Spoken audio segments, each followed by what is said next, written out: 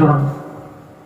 అంటే దేవుడు దశమ భాగం ఇస్తేనే దీవిస్తాడా, ఇవ్వకపోతే దీవించడా? చెప్పండి. నువ్వు ఇచ్చినా ఇవ్వకపోయినా దేవుడు దీవిస్తూనే ఉంటాడు. దేవుడు వ్యాపారస్తుడు కాదు. 10 ఇవ్వండి 100 ఇస్తాను, లేదంటే 100 ఇవ్వండి మీకు 1000 ఇస్తాను, 1000 ఇవ్వండి 1,00,000 ఇస్తాను అని మనతో వ్యాపారం చేసే దేవుడు కాదు మన దేవుడు. నువ్వు ఇచ్చినా ఇవ్వకపోయినా దేవుడు నిన్ను దీవించాలనుకుంటే తప్పకుండా దీవిస్తాడు. ఆశీర్వాదించాలనుకుంటే తప్పకుండా ఆశీర్వదిస్తాడు.